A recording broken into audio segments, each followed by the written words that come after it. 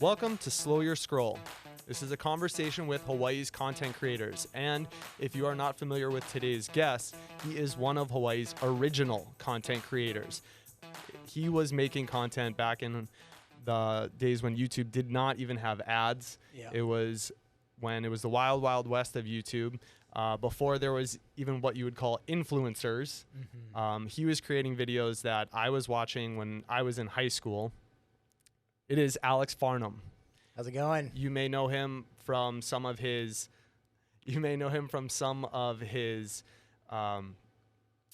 titles or the brands, I guess you would call it. Mm-hmm. Mock Stars, Mock Damn Stars. It's Good 808. Yeah. Any of those brands. But right now we're just going with the man himself, Alex Farnham. I'm really excited to have you in because, like I said, you are one of the originals. You're one of the people that I grew up with. Awesome. With my friends, Uh-huh. quoting you. For those that have not seen your stuff, I would say quite arguably one of the most famous videos that you have is the One Dolla video. Yep. Is that One still Dolla. considered the most famous? In Hawaii for sure. Yeah. So for those that have not seen the One Dolla video, I am gonna play it. Bruh, that's my dollar.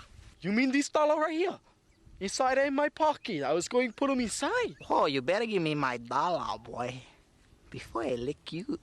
Bruh, I'm not giving this back to you. I never see your name on them. Bruh, I found this dollar laying on top of the ground over there. Where did you come up with this idea for your most iconic video, I'd say? Okay, so basically, I had moved back to the Big Island after film school in Hollywood, and I was just trying to create content. Like you said, there wasn't any ad revenue really to be had or anything like that. So I was just trying to make funny videos with my friends, and one of the first things I did was to try to make money was enter video contests.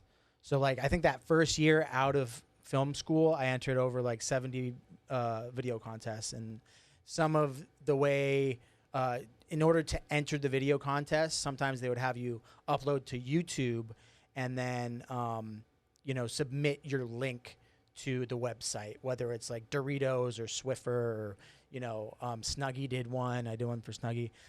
So I had a YouTube account, and I had this idea of two brothers. One, it was actually, instead of a dollar, it was supposed to be a fish. So one brother was like on a cliff casting out, and he's like, I get something on the line, and he's like reeling it in, and it's like he almost has the fish, it's so close, and then the line snaps, and he's like, oh, and then right then another brother comes up with a spear and the fish at the end of the spear. He's like, oh, that's my fish. He's like, this fish right here, I just went spear this fish in the water right there. And then they go back and forth, and that was the original idea. And I was gonna have a whole chase scene, but basically all my friends, they were busy. They had jobs while I was trying to make videos, and so it was just me and a tripod. And I was bored one day, and I looked around my car, and I had just a jacket, and I had a $1, and so I just changed the idea into $1. And then the other guy, to switch characters, I just went like that, and I put the jacket on top like that, and then that's how it happened. Yeah. It's funny that that's what it spawned out of. Mm. So you watch that video, and I was like, is this based on anybody in particular? Like, is that inspired, like any of those characters? Yeah, I mean, I've talked about it before. Sorry, I'm going through puberty right now. I've talked about it before. It's kind of based on my tennis coach growing up. I think for 7 years, I was just tennis. And I was like kind of trying to be a tennis pro. And my coach would, say funny things and stuff like that. So I kind of, and just growing up, in Kona, school, stuff like that, I was able to kind of turn the pigeon on and off. So that kind of character is sort of loosely based. The straight-laced one. the Kapakai Eye guy one, it was just, I don't know, it was just like a funny, weird character that I came up with. Yeah. So looking at your bio online, and you can correct me if I'm wrong because you never can really trust everything you find on the internet. Yeah. It said that you moved to Hawaii when you were 5 years old from Vermont. I think I was like 2 or 3. But Oh. yeah. Yeah. Okay, so well, Yeah. I was gonna ask, but at 2 or 3, I guess you wouldn't really know what culture shock is. Yeah. So, you grew up in Hawaii all your life. Yeah, I don't really remember anything about Vermont other than there's like maple syrup and it snows, and that was really it. Do So- you ever go back to Vermont? I went once when my stepsister got married, like when I was like 10, for like a couple days, but I barely remember it. I remember it being really cold, seeing snow, and that's pretty much it. And what originally brought your family to Hawaii? I think the winters were so harsh out there. I think because, you know, people could stay, they might get stuck inside for days or weeks, that they, you know, had both been to Hawaii, and they were just, when they got married, they're like, let's do it. Like, we're done with winter. No more cold. Yeah. I'm actually originally from Boston. Oh, okay. But I moved here much later in my life. I Okay. was 15 and just moved to high school in Hilo. Okay. Yeah, and it's funny because, again, like I said at the beginning, one of your videos is like honestly one of like a core memory of high school is like me and my That's friends awesome. watching the One Dolla video, like the Iration coming to Oh, Hawaii yeah, videos, the Pepper coming to Hawaii videos. Like those Right. are core memories of me and my friends in high school. And even before coming in today, I was like, guess who I'm interviewing today? And, you know, running down the list, and they were like, oh, no way. Like, so Yeah. this is kind of a seminal moment for myself. That's awesome, man. That's sick. With the One Dolla video, again, and it's really, I guess, people in Hawaii are the only ones that are really going to find that super funny for the most part. Or That's what you would think. But I've had people that have never been to Hawaii, don't know what pigeon is, and like throughout the years still think it's funny, and they quote it. And they're like, and I've asked them, they're like, have you even been to Hawaii? They're like, no, I just thought it was a funny character, you know. So why do you think it blew up the way it did? Whether it's in just Hawaii it blew up, or like you said, people not even from Hawaii gravitating towards it. Like, what is it about that video? I'm not sure. I think it's because it's kind of just wacky and random. Yeah. It's just like, it's just kind of two people fighting over, you know, a dollar, and then all of a sudden, I didn't know.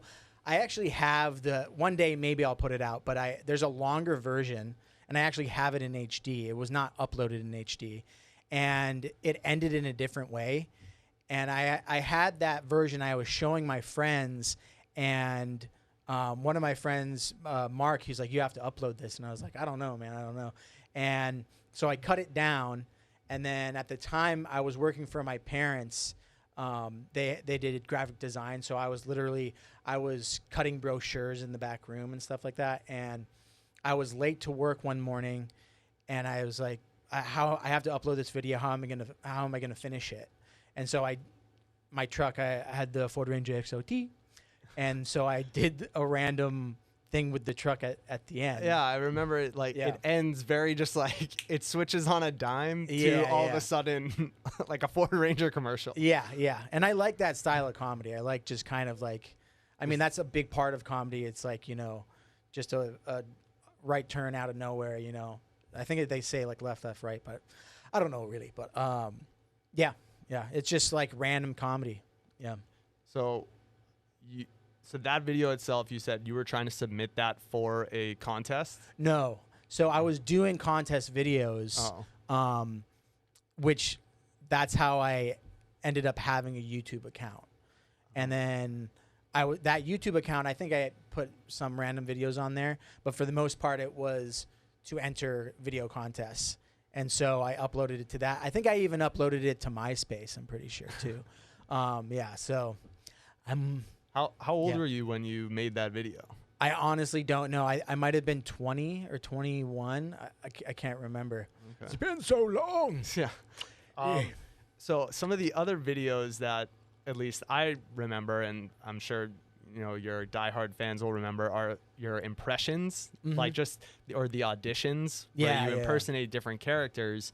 I think one of the most spot on is your Jim Carrey Ace Ventura impression, and looking through all your social media and going back, you can see you were impersonating him from like a young age. And I'm gonna try and pull up a picture. There it is. Oh yeah. Liar. A young Alex Farnham. Yeah. With blue written all over his face. This is obviously an ode to Jim Carrey, where he can't tell a lie, and he's written blue. That the pen is blue all over his face. Yeah. So also a very affordable last minute Halloween costume. This plays now. Yeah, I think if someone did this plays now. Oh, like, yeah, you go definitely. to Waikiki and people will be like, that is a great costume. Yeah. But knowing you were such a fan of Jim Carrey that young, is that why you gravitated towards his impressions? Or because I think maybe it's just me. I think you kind of look a little bit like Jim Carrey. And was it one or the other? Did people say like? I think I definitely watched so much Jim Carrey that my face started to try to like look like him. I don't know. I don't know if I've mentioned this before, but I used to, in elementary school, I would tell other kids that like he was my uncle and he lived down the street. I would say when The Mask came out, I said, when he's in the green mask, that's actually me. And they put me on stilts. So, like, that's actually me. And, like, we were, like, second grade, third grade, and the kids were like, no, it's not. Oh, wow, I guess he's right. And they believed me. But, yeah, with impersonations with Jim Carrey, it was just, like, I feel like so many kids were going, like, alrighty then, and, like, all that stuff, I mean, you have more than just his voice down. You have, like, all his mannerisms down. Yeah. Even, like, saving the guinea pig, like, going in the stores and everything.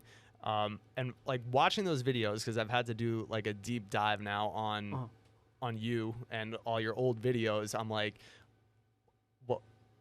what were people thinking, or did you care what people were thinking when you're like walking through Petco dressed as Ace Ventura and you're jumping around like So that's the thing, right? Like back then, YouTube wasn't. It was just kind of starting the YouTube boom and like YouTuber.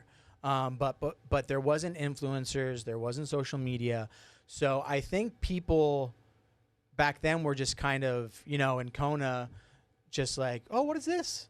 I'm bored at work. I mean, the Petco guys, I'm sure they don't work there anymore, but they, I just went in with my friend Matt, and he had a camera, and they knew that I was Ace Ventura.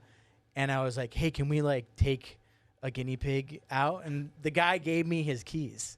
And I was like, okay, let's shoot this really quick before they change their mind.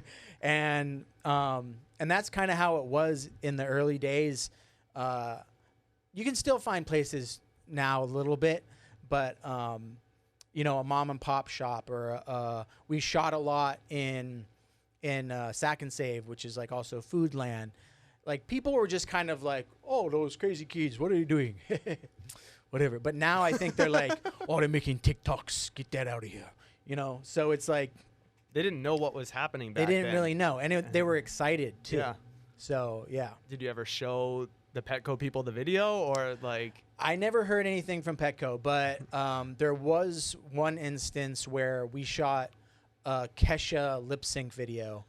I think I just watched that one too. Or with Jack Sparrow lip syncing Kesha. Oh, I was watching the school one, the Jersey Guido Boys. Oh, Jersey Guido Boys. Yeah, that was also a Kesha, I think. That was Katy Perry. Yeah. Oh, Katy Perry, California Girls. But we had shot on this golf course in this like super ritzy, expensive neighborhood on the Big Island, and I think it got like 2 million views overnight. And the owner of the property because we were showing houses in the background and the owners of these houses are like billionaires, he was like, you have to take this down. Like, he's like, if you don't take this down, he made like threats and stuff. And I was like, oh, it's, you know, we got 2 million overnight. This could like get up to 5 or 6 million. So we reshot it. We took it down and reshot it in where it had the golf course scenes. We shot it somewhere else and then uploaded it. And it's still, I think it still got up over 1 million or 2 million. But that was like one of the only times where people were like, oh, they saw it because it got so many views. And they're like, oh, you have to take this down. With that idea about like that got so many views, like you've been doing this for so long, what is it, or like what is the secret sauce to like getting all those views? Do you look at a video or when you're making a video and you're like, this is gonna do numbers, or is it just like, holy crap, I can't believe that this video has 2 million views? Like, yeah, so there, I find, I mean, that I can think of right now, there's kind of 2 ways. One is you capitalize on like the parody, right? A lip sync of a popular song, which is like kind of how TikTok blew up, that is kind of a parody. Or you make original song, which is like the classic parody, you know, Jersey Guido Boys, California Girls, and or something that is popular at the time. What movie? Like Barbie. If someone made a Barbie parody or spoof right now, and it was funny, and they uploaded it at the right time, I always found the sweet spot is like the day after it comes out. So after the music video drops, after the movie comes out, you drop the video, and then it can kind of get in like the algorithm or the sweet spot, and then it's just shared everywhere. But you have to plan like really ahead. You need like I would do that. Like Mock Stars, the series was parody music videos mainly based on big TV shows and movies. So I did Mad Hatter, which like did really well.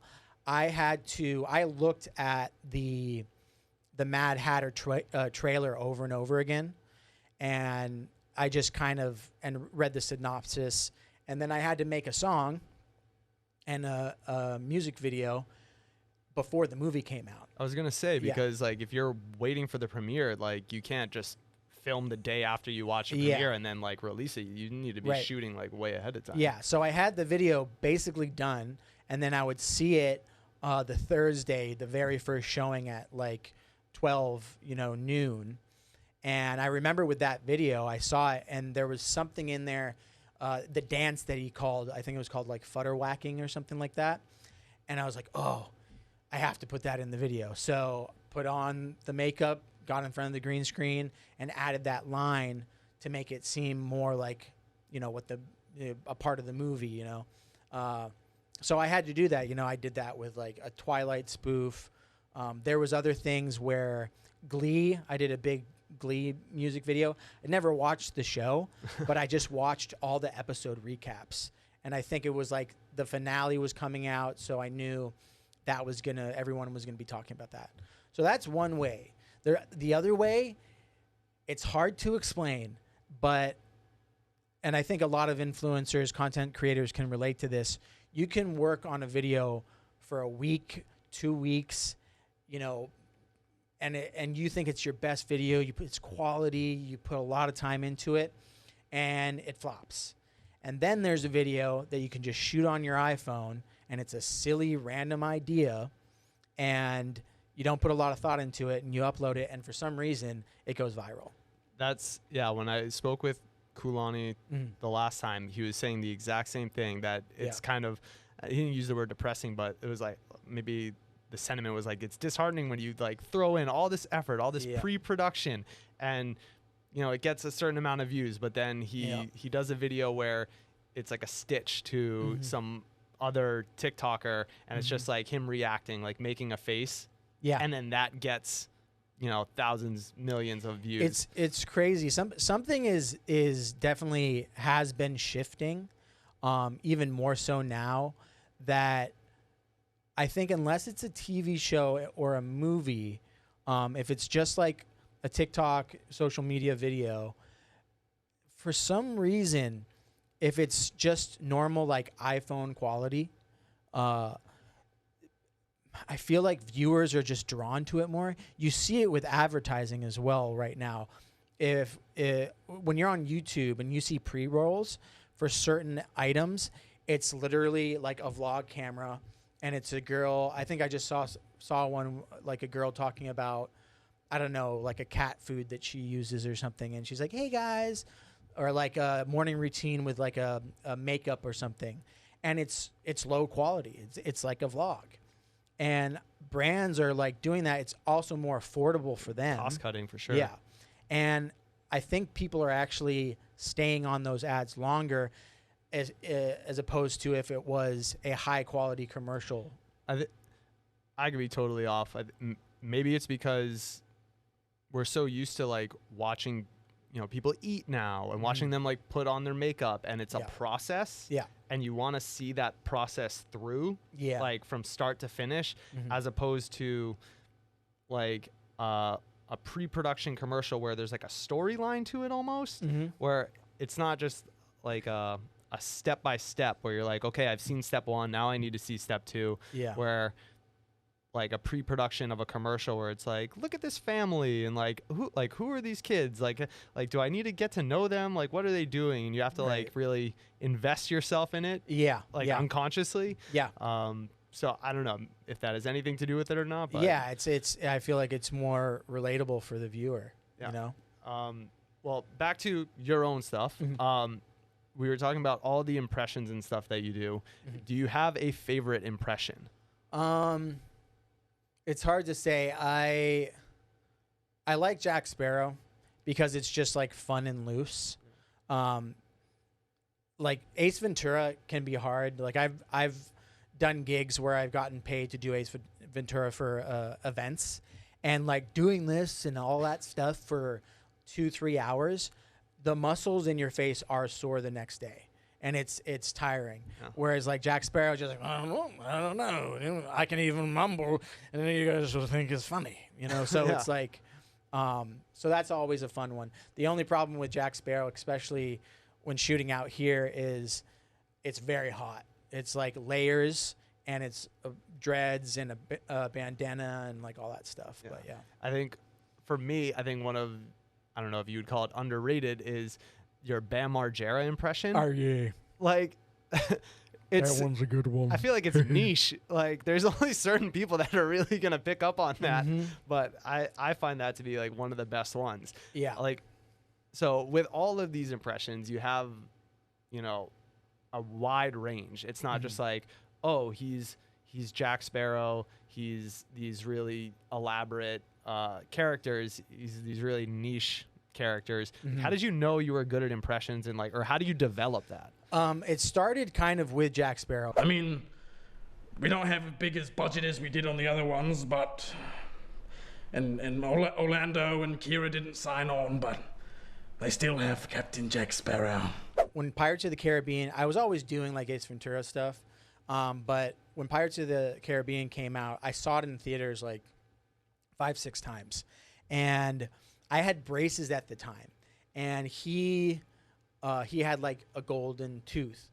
And so I was just messing around in my room, and I literally took a Sharpie and I put Sharpie like eyeliner and drew on the beard thing. And I think the braces kind of added to it. And I just started doing the character. And at the time I was uploading, or they were showing some of my videos at high school on the morning announcements. And I remember asking the teacher, I was like, hey, I made this like thing. It's to promote Pirates of the Caribbean because like, they probably need my help to promote the movies so people can go and see it in the theaters. And he's like, oh, yeah, that's great. And they put it on the morning announcements, and people were like, oh, you're actually really good at that. So that's kind of where it started. And then I only stuck to Johnny Depp impersonations for a while. It's a good thing he has a wide range of characters. Yeah, yeah. And then my friends, when I started doing videos, they were like, oh, I think you can do like Justin Bieber pretty well if you put your hair in front of your face and like how it used to look. And and then you could do this character like Nicolas Cage, or everyone can do a Christopher Walken. So I like worked on that. I think one of the newest ones that I've done recently over the past few years is I figured out how to do a John Wick really well, because Keanu Reeves, he kind of he always is like cold, it seems like. So he's just very stoic. Yeah, very stoic, and like every other word, it's very intense. So I feel like I'm about to get shot. Yeah. So, but it's hard nowadays. I feel like there's a lot of amazing people out there that can do great impressions, and I think for me, it's like it was always like, okay, who's popular? Like, what does everybody know? Like, whether it's a character or an actor, can I pull that off or not? And then sometimes if I can't pull it off, I'll just do something random, and just say that. I mean, like, who's like a big like. I mean, let's just like Matt. Ryan Gosling. Ryan Gosling. Yeah. Well, I used to impersonate Ryan Gosling a lot, but his whole thing. So yeah, that's a perfect example. When I was Ryan Gosling, Drive came out, and he barely spoke. So I would just like have a toothpick in my mouth, and I was just like, it kind of sticks out his lips a little bit, and he's just like, and he just squints. Hey, Ryan Gosling. Hey. And then that's all I did, I mean, if you can master the mannerisms, which you do, I think you can do somebody justice. Are there any impersonations? I mean, you just said it happens where you go into like a wacky character if you can't do it, but are there any where you're just like, wow, I'm bad at this. Like, I cannot do this person. Yeah, definitely. I'm trying to think. I've always tried to do Christoph Waltz, and like he kind of talks like this. But it's like, it's not that. Yeah, it's like that one's kind of hard. Yeah, I try not to attempt like ones that is like, oh, this is going to be really bad. So, yeah. Oh, I thought you were going to go into one. I thought you were like, oh, it's going to be really bad. No. Like, I'm going to give this one a go. No, I can't. There's nothing that comes to mind. I mean, there's just some people that don't have a mannerism that's strong enough. Yeah. Like Matthew McConaughey. A lot of people can do him. Yeah. I'm not that good at doing him. You can give it a go now if you want. How's it going? You just voice is really raspy, and but I can't like, he like whistles and he goes like, yeah, and what's it and what's it. But like, I know people that can nail that. You know what I mean? So so you moved to California, obviously, to be an actor, and you're writing and producing. And you still make videos that are not all, but a lot of them are tied back to Hawaii. Obviously you miss home. What is it that you miss most about Hawaii when you go to California? The beginning was the food. You made a video about that. Yeah. I mean, I remember. Grinds? Oh yeah, the local grinds. Yeah. The food for sure. I mean, when I first moved to Hollywood to go to film school, I was like, oh, I need to figure out how to make chicken katsu. Like, how do I make chicken katsu? And I could never find katsu sauce anywhere, so I would like get it over here and then like bring a couple bottles. Yeah. So the food was a big thing, and then I moved back here for a little bit, and then when I got signed to a Maker Studios, which was a YouTube network. And then when I moved back that time, it was really just the lifestyle, the laid back kind of cruise lifestyle, especially like on the Big Island. And so over the years, it's kind of like I go to LA and I like get jobs, do meetings and things like that. And then I'll come back to the Big Island and I will get grounded and then shoot whatever jobs that I got, That's kind of how it's been. So it's really nowadays, it's just like the movement, the people. It's so different, like in LA, everyone's talking about like, oh, I got the new iPhone, 23 Max, and I got a Tesla, and look at my shoes. I have shoes. And then you come back here, and people are like, oh, yeah, the hurricane. You ready for the hurricane, bro? It's nuts, bro. You know, it's like I like that a lot more. It's a little more down to earth. Yeah, No. it's less Materialistic. materialistic. Exactly. That's awesome. Yeah. Well, it's good when local people can do it big, but then they obviously don't lose touch with, home. Yeah. What are some of the biggest challenges that you've faced just in content creation?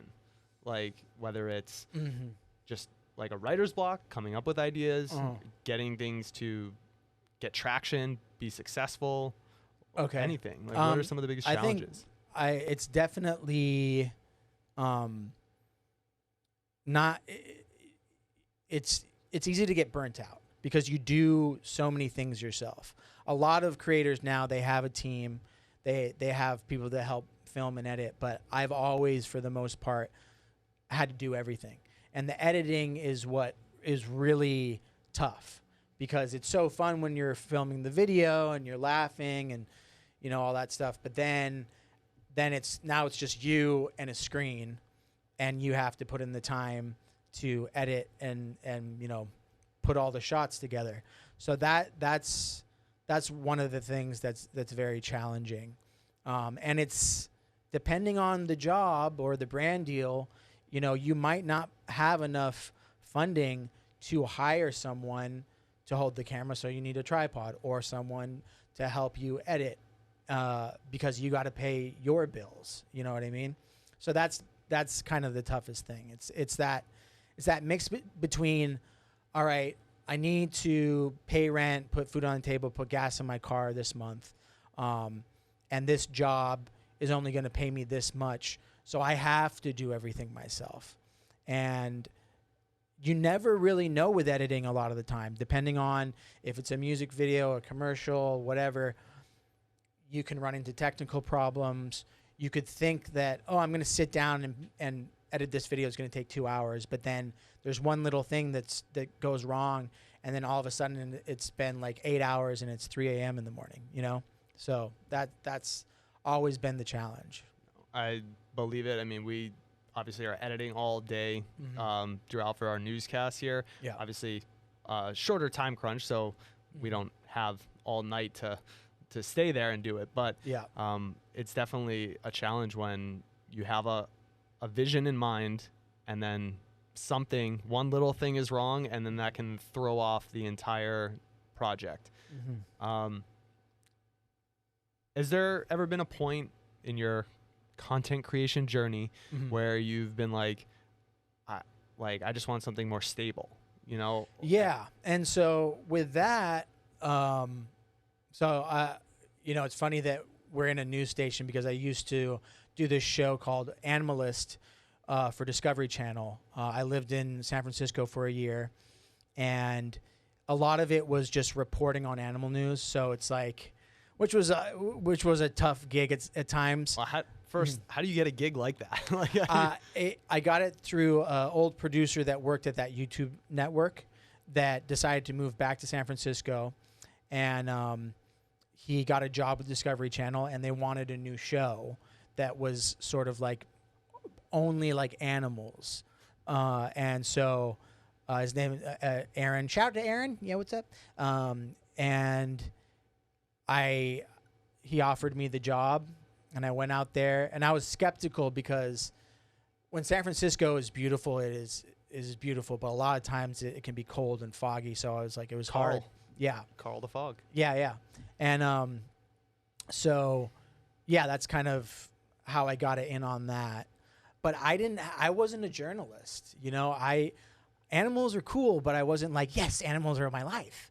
And so that was hard, when they discovered a new species of snake, in Africa. I had to be like, hey, what's up, guys? I'm Alex Farnham. You're watching Animals News, and check this out. And the snake gets this long, and this is how it mates, and this is what it eats, and isn't that cool? I had to be so excited. Yeah. So fake that passion. yeah. But that was a 9 to 5. So there was a 9 to 5, and it was a good paycheck, and I didn't have to worry about finances for that year.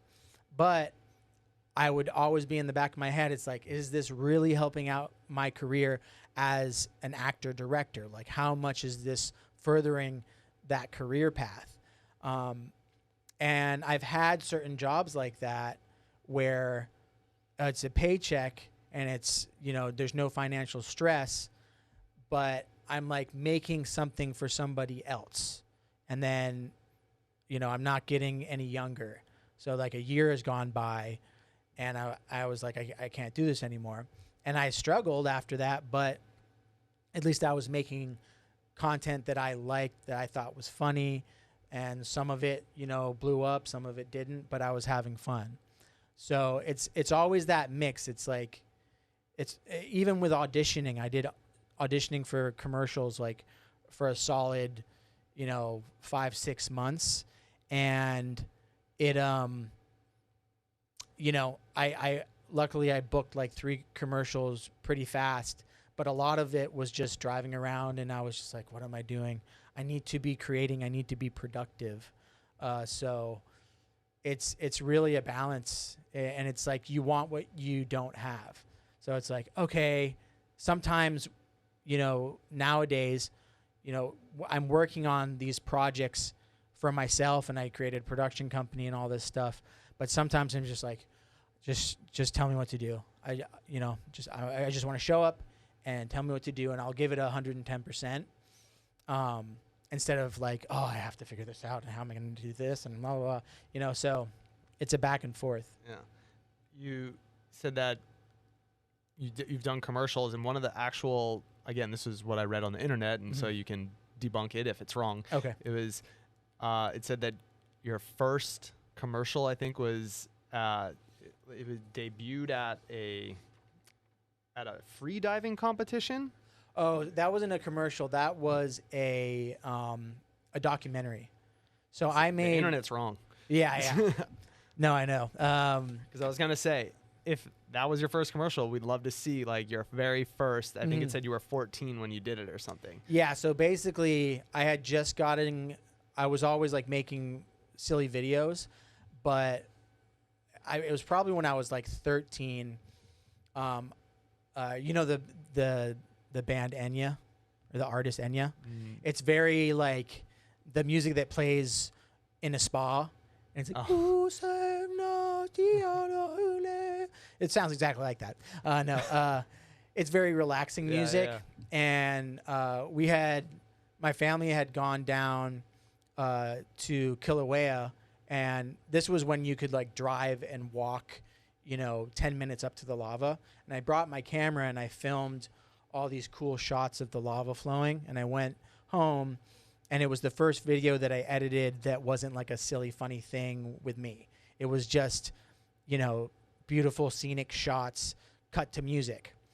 YMCA saw that, and they were holding the International Freedivers Cup in Kona that year, and somehow they just asked me if I could film it. And so they pulled me out of high school, a freshman, and I shot it for a week. I shot all day, edited all night for a week, and then when the competition was done, they showed my film to all the free divers, and it was a crazy, like, I got a standing ovation. Everyone really loved it. So it was a documentary about freediving? Yeah. Yeah, about the cup, like more so like about the internet, like the event itself. You knew nothing about No. freediving at all? No. And there was some crazy stuff because like people would come up and they would faint, and I was like, oh, I didn't know that could happen. Just zoom in on that. Yeah. But How old were you in it? I was 14. Yeah. That- And we ended up selling some copies of it. But yeah, that was like my first big job, because I think the documentary was probably like 30 minutes or something. Yeah. I mean, at 14 years old, that seems like a pretty big project to task someone with. Yeah. Like a lot of responsibility to give someone that, what grade are you in? Probably like Freshman. Yeah. Be like, all right, make a documentary of this competition. Yeah. It was There's a lot of trust crazy. in you. Yeah. You said you driving around California looking for auditions, and it's exhausting. We found SNL audition tape of yours. Oh yeah. Whatever happened with that? I mean, So I don't know if they ever saw it. Yeah. I had a manager at the time, and he was like, he could get me an in, and because there's so many different processes, but the first one is like, obviously, I'm sure they have a team of people that see just the uploaded auditions, and then it's like, you know, they fly you out, you got to test and all this stuff. But I worked with him, and we went back and forth to make a solid audition tape. And I don't know, because I uploaded it to Vimeo, and I don't know if he saw the final version or if he just sent the link. But I checked after a week or 2 weeks, and it only had one view. So I don't know if they actually saw it or not. But that was, I mean, I worked on that for like a solid week, and either way, it was a good experience. I mean, for me watching it, it was just reminiscent of kind of all those audition tape skits. Yeah. Going through all the characters. Right. All the different impressions. Yeah. Different scenarios, and what I imagine that you were could be like a reoccurring skit for the show. Mm-hmm. Like there was like it was like a kind of a Cali girl talk show. Yep. Yeah. Something like that. Yep. So right now that obviously that was years ago, you sent that audition tape or did it. What are your goals right now?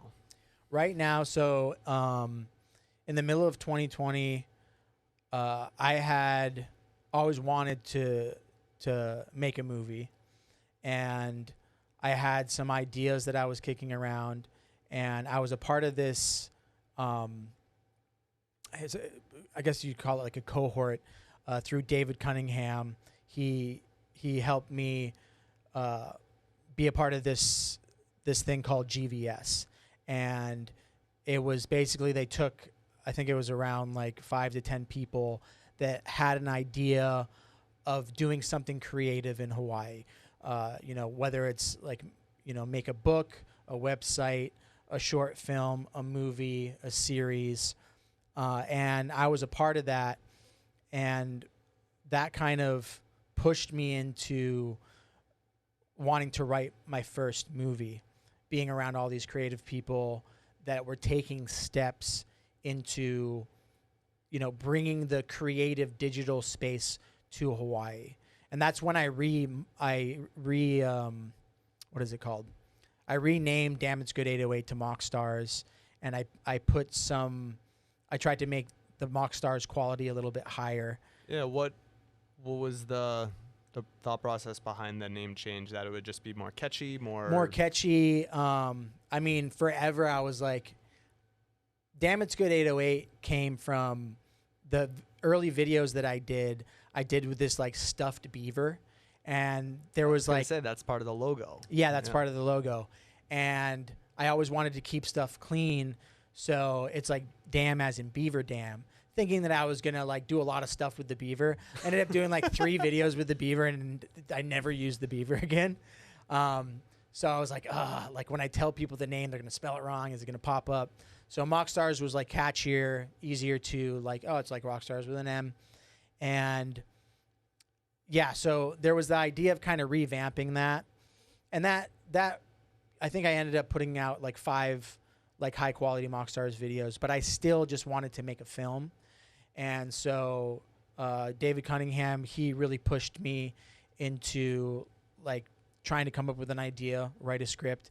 And then I partnered with my good friend Randall J. Bacon, and we created a production company. And I was able to write the script with my friend Peter Gilroy. And then it took us it took us at least 2 years to finally get it greenlit. And the way I was able to get it greenlit was I partnered with my godfather Charles LaHaye and Randall, and we created One Dolla Studios, and we were able to fund the film. And it's a film we're very close distribution, so it might come out this year, and it's called $1 million. So it kind of pays homage to One Dolla, and I play a humble homeless man that gets $1 million like overnight, and we see how it affects his life. You know, he spends some of it. He gets like a big truck, and he rents out this super expensive vacation house, and then people come out of his family comes out of the woodworks when they find out that he has the money. You know, people take advantage of him.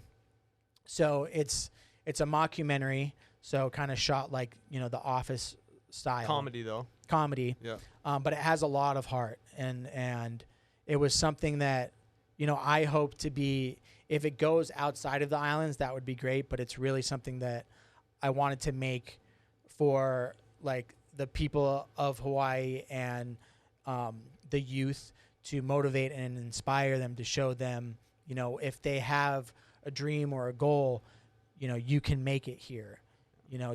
So that was a big part behind. So it was all shot here. Yeah, it was all shot mainly on Maui, Wow. like 95% of it on Maui. And then we have a lot of cameos from some content creators, influencers, pro surfers, and we shot some of that on Oahu, some on Kauai. So That's incredible. I mean, Yeah. I can't overstate like how much that memory of the One Dolla video is like a very pivotal, not pivotal, but like a core memory of my childhood, of my high school. So the fact that this is being made into something bigger it's a full circle moment. Yeah, it's exciting. I mean, I've been working on it for like 7 years. There's a lot of Easter eggs in there from like the One Dolla video, which is kind of funny. So yeah. You have tons of characters, like from real people to these fake characters. One that at least stands out to me is Ronnie Bobo. Oh yeah. Who is Ronnie Bobo to you? Like, where does he come from? He is kind of based off of not like a certain like politician, but just growing up listening to the radio and hearing all of, you know, when it comes around like voting time, you hear all the ads, and it's like, vote for me because of this, and I'm going to change this. And I just wanted to make a character that was just running for something, but he doesn't even know what he's running for. Because in my head, like, I watch these videos and I'm like, what politician is he? Yeah. Is he basing this off? I'm like, there's got to be one, but but like you said, I guess that's just how they all sound for the most part. Yeah, it just becomes a buzz in your ear. Honestly, his voice has changed over the years. Like in the beginning, it was very nasally, and then it kind of just got. It was more like this, like more throat. Which is like a lot. Kermit the Frog. Yeah. Which is a lot like who was David Ige. Yeah, it's a lot like Ige, but it's more nasally. But now it's just like this. Hello, but it wasn't Ige that I was trying to pull from. It was actually my librarian, my elementary school librarian. Did he or she? She. Does she know that? No. Sorry if you're watching. Yeah. I don't know if she's following this podcast yet. Yeah. I mean, I haven't seen any negative feedback to any of your skits, your videos or anything, but again, I'm not like scrolling through those comments maybe as much as you are. Yeah. Do you see any negative feedback? And if so, like, how do you deal with that? I don't really read the comments. I mean, I've been doing, you know, YouTube and all, you know, Instagram, TikTok, all that stuff for, I don't even know now, like 13, 14 years. So I've learned like not to really look at the comments. And then it's also like, it's good to engage with your audience, but that's a part of it. So I kind of just have always sort of stayed out of the comments and just I create, make the video, put it up onto the next video. The only like sort of negative one that I remember, and I think it was a little girl. I think she made a video. I don't know where it is, but she was like, "Oh, two brothers wouldn't like fight over $1. It's just $1." And she was pissed off about that. And that set you off. It didn't set me off. I was just like, "Oh, there's somebody that was kind of pissed off about this, I guess." But it was just the fact that I think she was like, "Oh yeah, maybe if it was $5 or $20, but just $1, like nobody would fight over that. Like you're stupid. Like who would fight over $1?"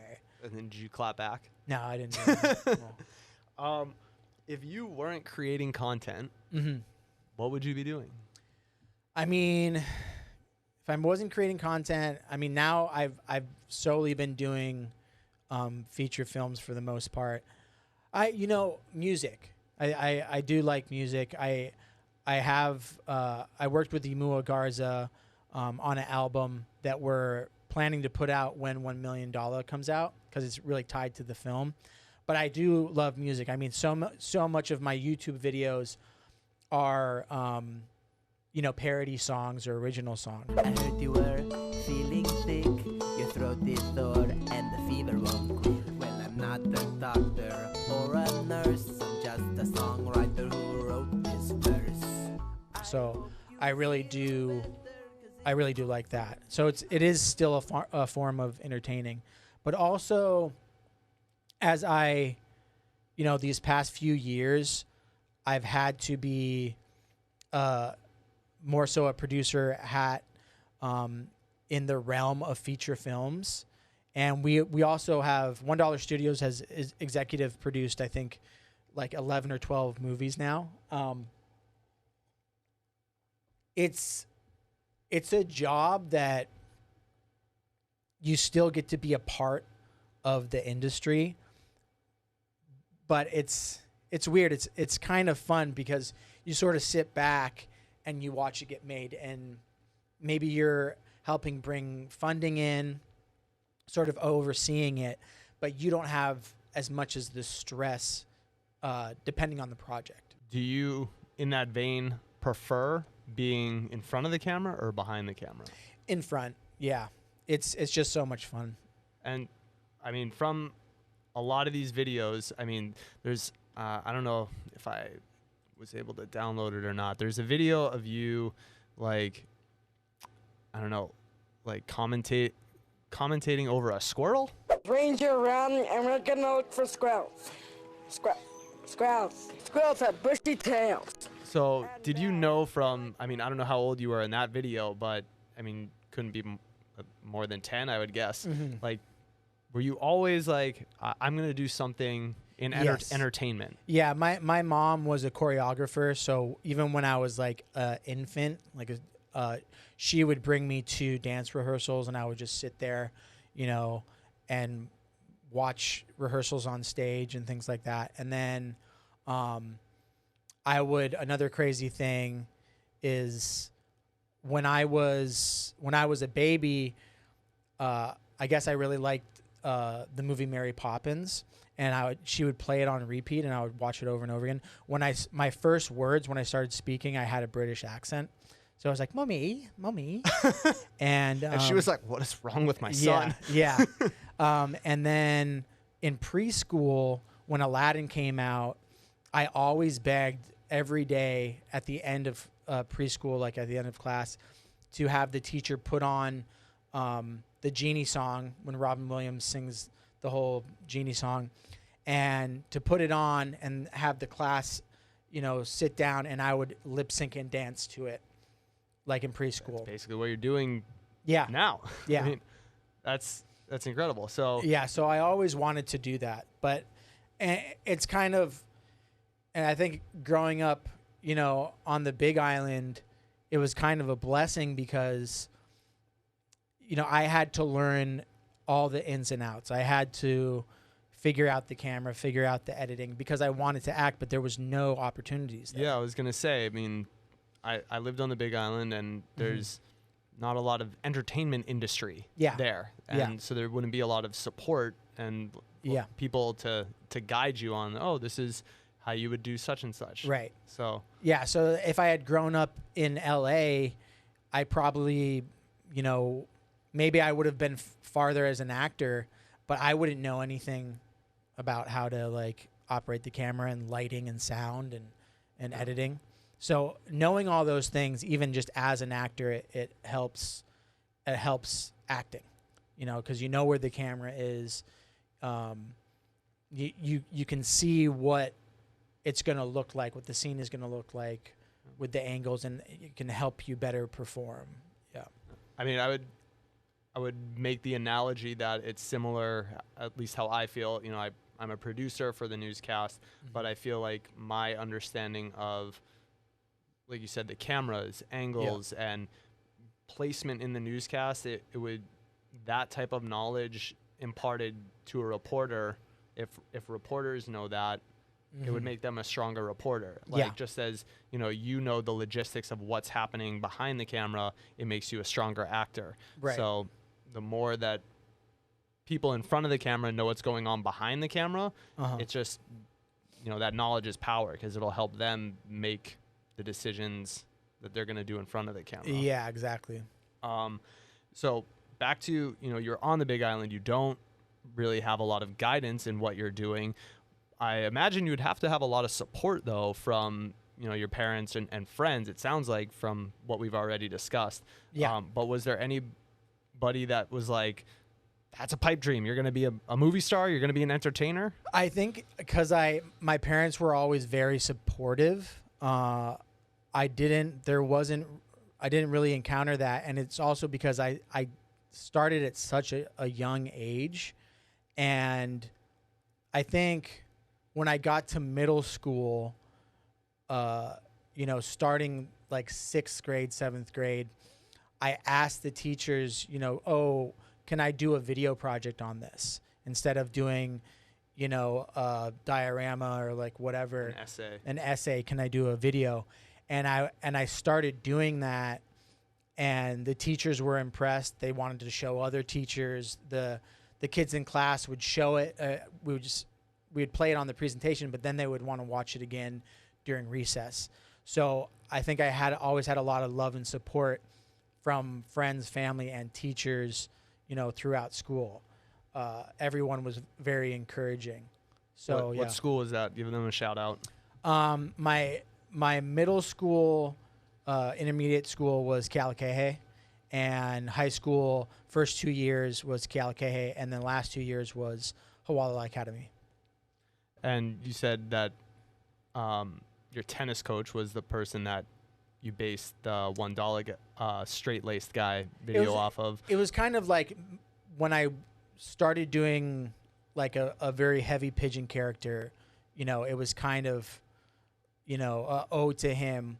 I think I played tennis from something like 7 to 14 or 15. My question was going to be, how were you at tennis? Like, were you an athlete? What do you, and like obviously back then, maybe that was your hobby. So what were you doing then? But also, like, what do you do now outside of content creation and making all these films and entertainment? Yeah. So basically, I think starting around 7, I did soccer, baseball, karate, and tennis. But then tennis started taking up so much time, and I excelled at that. So I dropped the other sports and then focused on tennis probably for the last like 4 years. And I was pretty good. I always wanted to be with the older kids, which they call it Davis Cup. And so I was always striving to be better.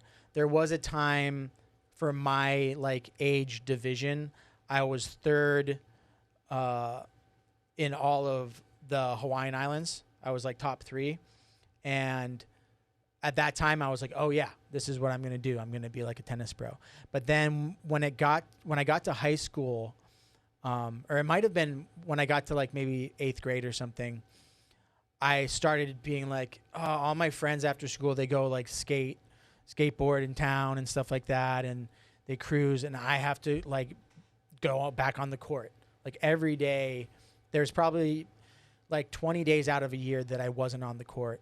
So I just walked off one day. I was over it, and I started, listening to Blink-182, punk rock, and I was that's where all the skateboarder. Pictures with you with green hair yeah, and dyed my hair's been every color.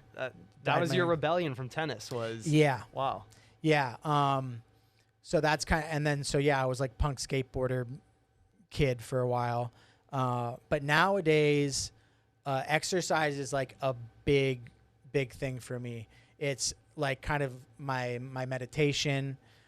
So, you know, there'll be days where I'll like go to the gym, run, bike.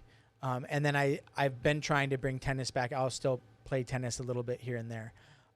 Even if I'm just hitting up against a wall or a tennis ball machine, that's been a big thing, because especially moving into the feature film world, there is a lot of stress that comes with it, because I'm still figuring things out, and I'm having to do not only write, direct, act. I have to put on my producer's hat. I have to do paperwork. I have to make sure the schedule is right and do spreadsheets and all this other stuff.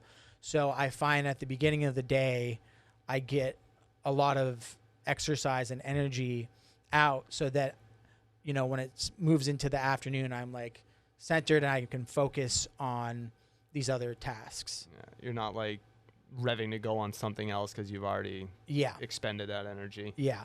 And a big thing is on this next movie. So we have 2 original movies right now. I just shot an alien horror comedy at last year in December, and I've been editing that. We're finishing that up. I'm planning to do another movie at the end of this year, but I don't want to edit it. So the alien movie I'm editing, and I've had to edit. I edited $1 Million, and there's just been so much of my life in front of a screen, editing videos and now movies, that I like to be active. I like to be outside. I'd much rather, you know, write a script, you know, at a coffee shop on a laptop or at the beach. So I'm hoping as, you know, One Dollar Studios evolves, I can, you know, have other people, you know, edit or, you know, deal with production coordination and things. Start to delegate a little bit more. Yeah, delegate. Yeah. Do you have a favorite skit? Favorite skit? It's hard. It's hard to say. I mean, I think it kind of always changes. It's really hard to say. I mean, you have countless, so you have a catalog to go through. Yeah. Well, one that comes to mind that I kind of like, it's called Musubi and Me, and it's kind of like set up like a sitcom TV show with a talking Musubi. So that one's, I kind of like that one. That one's pretty wacky and fun. Bye, boys. Especially you, Musubi. So that one's, I kind of like that one. That one's pretty wacky and fun. Maybe I'll do more of those. I'll look that up because I'm sure I'll have to find a clip to cover this little soundbite with. Yeah. Maybe an easier question. Are there any skits you look back and you're like, that is not good? Yeah. I mean, there's a lot of cringy ones that like I've taken down a lot too. I mean, I would say there's some brand deal ones where I was like, I have to do this brand deal because I need to pay rent at the end of the month. And I just kind of threw it together and it was just sloppy. And so more from like a quality standpoint? Yeah, quality. But are there any where you're just like, wow, I don't know why I thought that was going to be funny. That is not funny. Yeah. I mean, I'm sure there's a lot of them, especially when I look back. Yeah. I mean, because comedy has changed, you know, and so, I mean, I can't think of one solid one because I just don't even want to watch it. You blocked it out of your memory, probably. Yeah. I'm not sure. I mean, I would say there's a lot from the first couple of years that just don't hit home at all anymore. So, yeah. You've been around for at least since the One Dolla video, 15 years. Mm-hmm. At this point, I'm sure it's probably become maybe second nature to you, but do you get recognized in public at all, or? Yeah. I still get like, the $1 guy. And how do you deal with that? I mean, I'm stoked. I mean, Yeah. it's awesome. You know, it's crazy that that video has, you know, done what it's done. I think over the years it's changed a little bit. Sometimes, like when the Ace Ventura impersonation blew up, people were like, "Oh, Ace Ventura, guinea pig guy." And then for a long time, I was doing a lot of parodies, so I was like the parody guy. But the One Dolla guy has always kind of stayed consistent throughout the years. So yeah, For sure. Do you take pride in being literally one of the original content creators of Hawaii?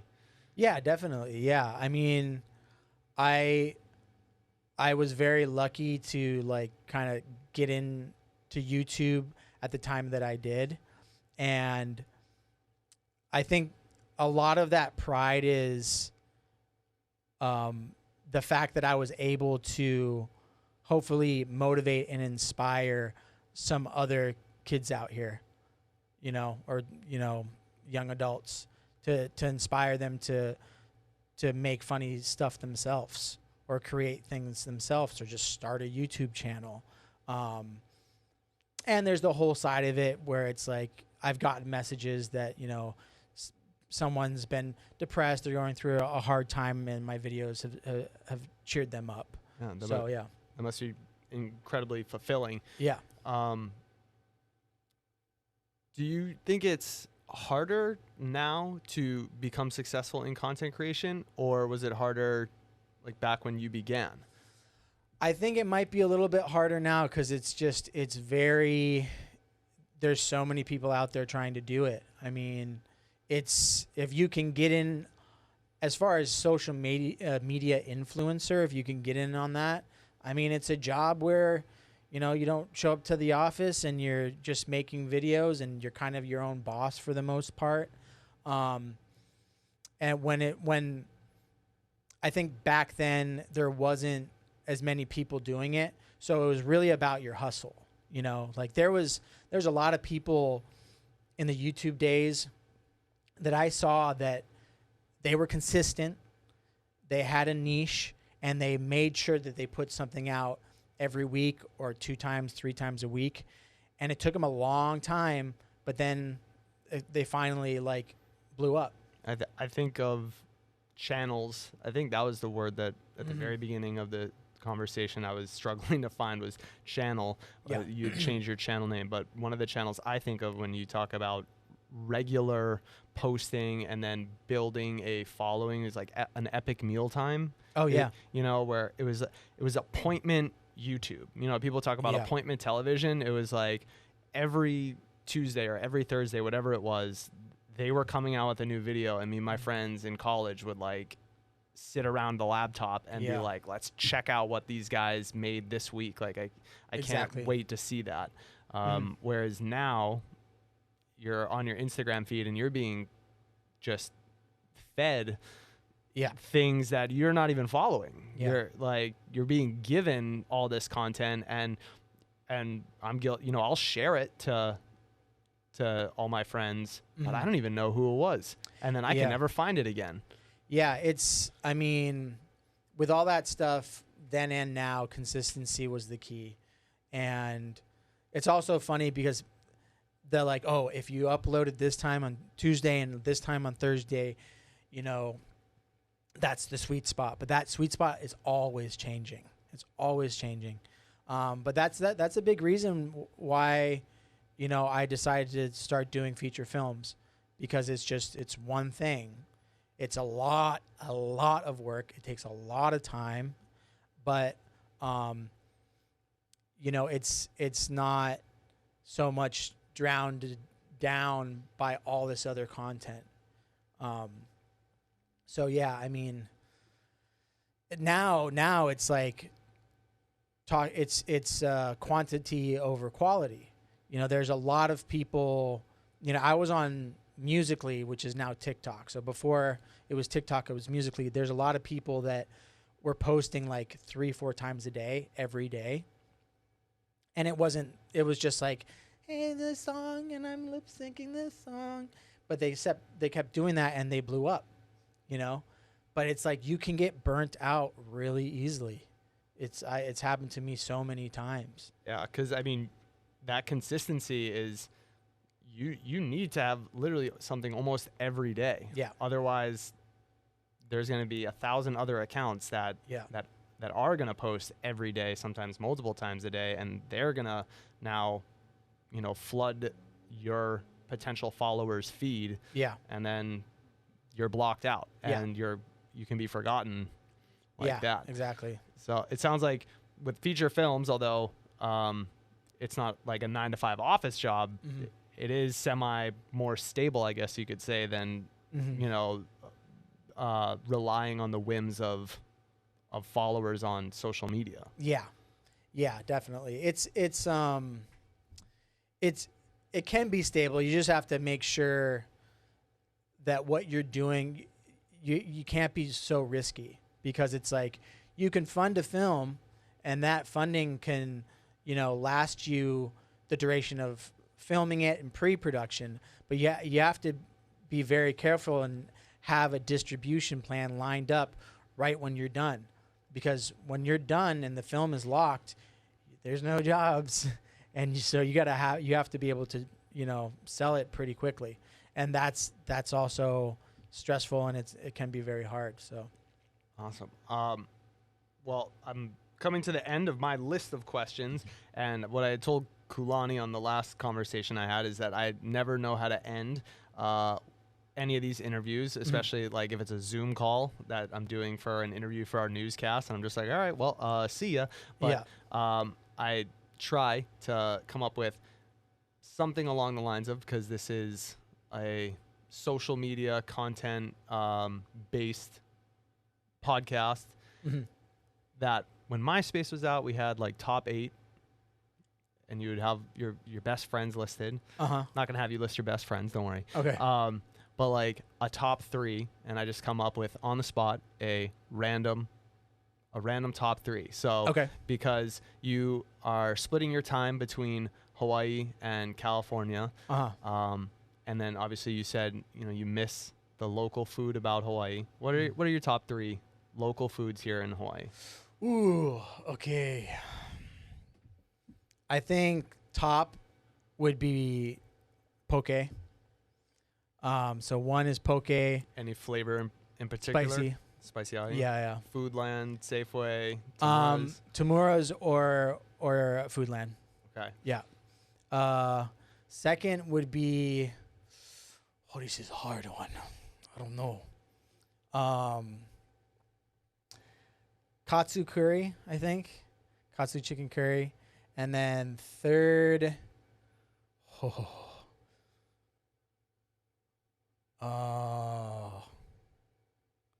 Kalbi.